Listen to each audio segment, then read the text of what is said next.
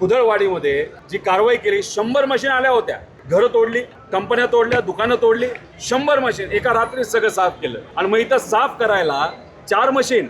मग या लोकांना जर वर्धास्त कोणाचा असेल, या अधिकाऱ्यांना वर्धास्त कोणाचा असेल, तर इथल्या भाजपच्या प्रमुख नेत्याचा आहे. आणि या महानगरपालिकेमध्ये कोणाचं मोठ्या प्रमाणात चालतं तर महेश लांडगेचं चालतं. त्यामुळे महेश लांडगेंचं यांना वर्धास्त असं सरळ सरळ इथं असणाऱ्या लोकांचं त्याच्यामध्ये मत आहे. राष्ट्रवादी कांग्रेस पार्टी के विधायक रोहित पवार ने गुरुवार को पिंपरी चिंचवड मनपा में हुई एक प्रेस कॉन्फ्रेंस में मोशी कचरा डिपो हादसे के मामले में म्युनिसिपल एडमिनिस्ट्रेशन, संबंधित अधिकारियों और कॉन्ट्रैक्टर्स पर गंभीर आरोप लगाए और सख्त एक्शन लेने की मांग की। मांगे पूरी न होने पर उन्होंने आंदोलन करने की धमकी भी दी। साथ ही आरोप लगाया कि दोषियों को पॉलिटिकल प्रोटेक्शन दिया जा रहा है। प्रेस कॉन्फ्रेंस में बोलते हुए रोहित पवार ने गंभीर आरोप लगाए कि भोसले के बीजेपी विधायक महेश लांडगे मोशी हादसे में शामिल कॉन्ट्रैक्टर्स को बचाने का काम कर रहे हैं और इस मामले में म्युनिसिपल कॉर्पोरेशन पर भी दबाव डाल रहे हैं। उन्होंने ये भी दावा किया कि महेश लांडगे के असर की वजह से एनवायरमेंट डिपार्टमेंट के ऑफिसर संजय कुलकर्णी के खिलाफ सख्त एक्शन नहीं लिया जा रहा है। उन्होंने मांग की कि इस मामले में बिना किसी पॉलिटिकल प्रेशर में आए फेयर इन्वेस्टिगेशन किया जाए और दोषियों के खिलाफ सख्त एक्शन लिया जाए। संजय कुलकर्णी और योगेश आल्हाट को बर्खास्त करके उनके विरुद्ध आपराधिक केस दर्ज होना चाहिए।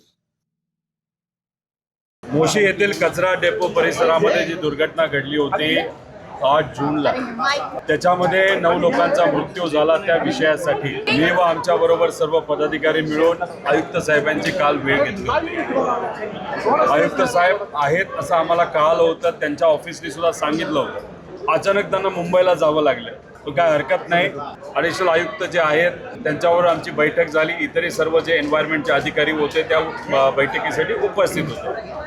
एक तर आम्ही जे काही आयुक्तांकडनं याच्या आधी प्रेस कॉन्फरन्स घेतली गेली होती, त्या प्रेस कॉन्फरन्समध्ये असं सांगण्यात आलं होतं की नॅचरल कलॅमिटी म्हणजे पाऊस पडला त्यामुळे डेपो ढासळला आणि डेपो ढासळला आणि दुर्दैवाने तो त्या इमारतीवर आला, त्याच्यामध्ये काही लोक दबली गेली, त्यामुळे त्यांचा मृत्यू झाला. एक तर आपण सगळ्यांनी नोंद घेतली पाहिजे. कुठल्याही परिस्थितीमध्ये फक्त पावसामुळे ही दुर्घटना घडली हे खरं नाही. याला जर कोण जबाबदार असेल तर याला पूर्णपणे महानगरपालिका जबाबदार आहे. तिथे असणारा जो कॉन्ट्रॅक्टर आहे तो याच्यासाठी पूर्णपणे जबाबदार आहे. त्याच्याच बरोबर ज्या अधिकाऱ्यांना या बाबतीतली जबाबदारी दिली गेली होती, एन्व्हायरमेंटचे जे कुलकर्णी आहेत व इतरही त्यांचा जो स्टाफ असेल ते पूर्णपणे या गोष्टीसाठी जबाबदार आहेत. त्यामुळे जेव्हा आम्ही आज दुपारी या बाधित परिवाराशी त्या ठिकाणी भेटलो, चर्चा केली, त्यांचं म्हणणं आलं की फक्त निलंबित करून चालणार नाही, त्यांना बरतर्फ करण्याची जरूरत आहे आणि बरतर्फ करून फक्त थांबायचं नाही तर तिथं त्यांच्यावर FIR झाला पाहिजे मनुष्यवधाचा. आणि फक्त तो त्यांच्यावर न करता त्या कंपनीच्या डायरेक्टरवर झाला पाहिजे, अधिकाऱ्यांवर झाला पाहिजे आणि जे कोण जबाबदार लोक आहेत त्यांच्यावर तो झाला पाहिजे. त्यामुळे ही मागणी त्या परिवाराच्या वतीने आम्ही त्यांच्याकडे त्या ठिकाणी केली आहे. सगळ्यात महत्त्वाचं काय की MPCB यांनी सुद्धा महानगरपालिकेला नोटीस दिली होती की जे काही तुम्ही करत आहात ते योग्य पद्धतीने करत नाही. तुम्हाला विशिष्ट जे काही डिसिप्लिन आहे ते कचरा डेपो मेंटेन करण्यासाठी, कचरा डेपो नीट पद्धतीने चालवण्यासाठी, कचरा नीट प्रोसेस करण्यासाठी तर ते तुम्हाला त्यांनी काही नियम हे घालून दिले होते. त्या पद्धतीने त्यांना काम करायला पाहिजे होतं. ते दुर्दैवाने महानगरपालिकेने केलं नाही. अधिकाऱ्यांनी कॉन्ट्रॅक्टर करतोय का नाही हे बघितलेलं नाही. तेच त्याच्याबरोबर जे इतरही ज्या सगळ्या ट्रायब्युनल आहेत, लवाद आहे, ग्रीन लवाद आहे, तर हरित लवादाच्या अंतर्गत सुद्धा त्यांना जे काही कलम होते ते त्यांनी फॉलो केले नाहीत. त्याच्याबरोबर सुप्रीम कोर्टाचा सुद्धा याच्याबद्दलचा एक निर्णय की कचरा व्यवस्थापन कसं केलं पाहिजे ते फॉलो केलं गेलं नव्हतं. आणि त्याच्याचबरोबर UD विभागाच्या अंतर्गत कचरा व्यवस्थापनाचा एक GR आहे तो तिथं फॉलो केला नाही. त्यामुळे या सर्व अधिकाऱ्यांवर कारवाई करावी असं आमचं मागणी आहे. आता ही बिल्डिंग या बिल्डिंगचं कुणी उद्घाटन केलं होतं तर नरेंद्र मोदी साहेबांनी केलं होतं. आणि मोदी साहेबांनी उद्घाटन केल्या 1.5-2 महिन्यामध्येच तिथं असणारी जी चिमणी आहे, जी धूर सोडण्यासाठी चिमणी असते, ती दुर्दैवाने 1.5-2 महिन्यामध्येच पडली. मग आम्ही असं समजायचं का की नरेंद्र मोदी साहेबांना घाई गडबडीने इथं बोलावलं गेलं आणि ऑडिट न करता त्या बिल्डिंगचं उद्घाटन नरेंद्र मोदी साहेबांच्या हस्ते केलं आणि मग 1.5-2 महिन्यानंतर ती चिमणी तिथं पडली. तिथं जर एखादा व्यक्ती असता आणि त्याच्या खाली जो सापडला असता, मृत्यू झाला असता, यासाठी कोण जबाबदार राहिला असतं. त्यामुळे त्यामुळे बिल्डिंग तर एक जी ग्राउंडचीच परवानगी असताना G+2 ती केली, त्यामुळे बांधकाम विभागाची लोक त्याच्यामध्ये अडचणीत येतात. त्याच्याबरोबर बिल्डिंग आणि त्या कचरा डेपोमध्ये जो काही अंतर असायला पाहिजे ते अंतर त्या ठिकाणी ठेवलं गेलं नाही. कॅपॅसिटी आहे 600 ते 700 टन दिवसाला. आवक किती होती? 1200 टनाची होती. मग 1200 टनाची आवक का होती? त्यामुळे ह्याच्यात अनेक त्रुटी आहेत आणि ह्या सगळ्या गोष्टी बघितल्यामुळे ही कारवाई योग्य पद्धतीने झाली पाहिजे. त्यामुळे आम्ही ॲडिशनल आयुक्तांना तिथं सांगितलेलं आहे की आम्ही तुम्हाला पत्र देत आहोत. पत्रामध्ये त्या पीडित परिवाराला त्या कंपनीकडनं जरी नफाखोरी केली ह्याच्यामध्ये 1 कोटी प्रति परिवार दिलं गेलं पाहिजे. इतरही घरापासून सगळ्या मागण्या आहेत, त्या सगळ्या मागण्या आणि ह्या कारवाई करण्याच्या मागण्या हे पत्र आम्ही दिलेलं आहे. त्यांनी त्याचं रिसिप्ट सुद्धा आम्हाला दिलेली आहे. 10 ते 12 दिवसामध्ये आम्ही परत येणार आहोत. याच्यावर ते काय करतात हे आम्ही बघणार आहोत आणि तिथं येऊन जर आम्हाला असं वाटलं की कुठंच काही कारवाई या बाबतीत तिथं केली गेली नाही तर आम्ही इथंच एक मोठं आंदोलन उभं करू आणि या महानगरपालिकेला तिथल्या तिथं लोकांच्या वतीने असं कारभार चुकीच्या पद्धतीने केल्यामुळे तिथं कुलूप सुद्धा येत्या 10 ते 12 दिवसामध्ये आम्ही लावू शकतो. कसं आहे की या महानगरपालिकेमध्ये जिथं कचरा व्यवस्थापनाचा कॉन्ट्रॅक्ट दिला गेला आहे तिथं याच कंपन्या आहेत. एक WTP नावाची अजून एक कुठेतरी कुलकर्णीच्या मालकाची तिथं कंपनी असं आम्हाला कळालेलं आहे. त्यांनाच तिथं सातत्याने काम मिळतं आणि दुर्दैव असं की तिथं काम नीट केलं जात नाही. आता आपली जी पवित्र नदी आहे इंद्रायणी त्याच्यामध्ये लिचितचं पाणी डायरेक्ट सोडलं जातं प्रोसेस न करता. पण तो कॉन्ट्रॅक्टर आम्ही प्रोसेस करतो या अनुषंगाने इथल्या तिजोरीकडनं पैसे काढतो. मग या लोकांना जर वरदास्त कोणाचा असेल, या अधिकाऱ्यांना वरदास्त कोणाचा असेल तर इथल्या भाजपच्या प्रमुख नेत्याचा आहे आणि या महानगरपालिकेमध्ये कोणाचं मोठ्या प्रमाणात चालतं तर महेश लांडगेंचं चालतं. त्यामुळे महेश लांडगेंचं यांना वरदास्त असं सरळ इथं असणाऱ्या लोकांचं त्याच्यामध्ये मत आहे.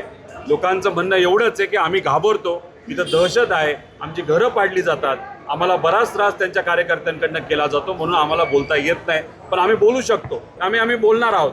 त्याच्याचबरोबर तुम्हाला माहीत असेल की इथं जो कचरा पडला होता ते काढायला 4 मशीन होत्या. पण काही महिन्यांपूर्वी जेव्हा इथं एक कुदळवाडीमध्ये जी कारवाई केली 100 मशीन आल्या होत्या. घरं तोडली, कंपन्या तोडल्या, दुकानं तोडली, 100 मशीन एका रात्रीत सगळं साफ केलं. आणि मग इथं साफ करायला 4 मशीन. दुर्दैवाचं सगळ्यात श्रीमंत असणारी महानगरपालिका आपण पिंपरी चिंचवड महानगरपालिका म्हणतो आणि तिथं TMT बार कापायची मशीन इथं नाहीये, ती आहे पुण्याला. ती आणायला 36 तास गेले. ती जर आधी आली असती तर कदाचित काही लोकांचा जीव सुद्धा वाचला असता. त्यामुळे ह्या ज्या काही गोष्टी इथं केल्या जातात ते फार दुर्दैव आहे. आता हा अल्लाट नावाचा जो महाशय, अल्लाट नावाच्या महाशयाने एक डिग्री कोर्स केला, त्याला डिग्री सुद्धा मिळाली.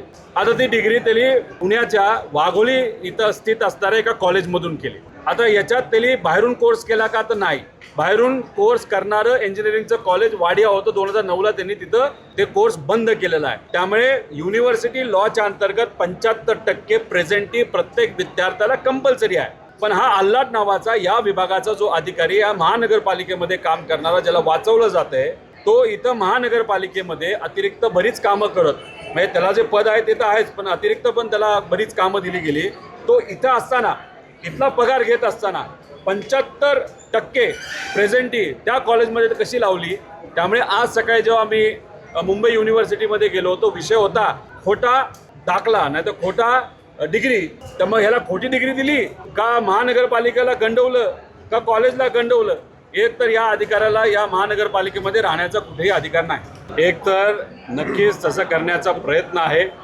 त्यामुळे खऱ्या अर्थाने जेव्हा बॉडीची बैठक झाली त्या बैठकीमध्ये काय ठरलं पाहिजे होतं, पुणे महानगरपालिकेकडं जे डेमोलिशनचं मशीन आहे नाही तर ते TMT बार कापायचं मशीन आहे तसं आपल्या महानगरपालिकेमध्ये घेतलं गेलं पाहिजे असा ठराव व्हायला पाहिजे होता. मदतीचा ठराव व्हायला पाहिजे होता. अशा घटना परत घडू नये याचा ठराव व्हायला पाहिजे होता. पण ठराव झाला तुम्ही म्हणता तो आणि त्याच्यात 100% संजय कुलकर्णीला डोळ्यासमोर ठेवून काही पदं तिथं निर्माण केली. एक तर आमची मागणी आहे त्या पदावर त्याला निलंबित केलं असं तरी बरतर्फ करावं आणि त्याच्यावर मनुष्यवधाचा गुन्हा दाखल होऊन त्याला या महानगरपालिकेमधून काढण्यात यावं आणि FIR करून त्याला पोलिसांकडनं सुद्धा तिथं कारवाई झाली पाहिजे अशा आमच्या सगळ्यांच्या त्यामध्ये मागणी. आयुक्तावर करायची लोकांची मागणी असेल तर करता येईल. मागणी आम्हाला जी झाली जसं की समजा शिक्षण विभागामध्ये घोळ झाला तर शिक्षण विभागाचे जे मंत्री असतात त्यांच्यावर कारवाई करा अशी मागणी होत असते. त्यामुळे इथं जे काय घोळ झालेला आहे तो घोळ झाला आहे तो एन्व्हायरमेंट विभागामध्ये झालेला आहे. त्यामुळे तिथं असणाऱ्या अधिकाऱ्याला तिथं त्या पदावर राहण्याचा कुठेही हक्क नाही आणि महानगरपालिकेमध्ये हक्क नाही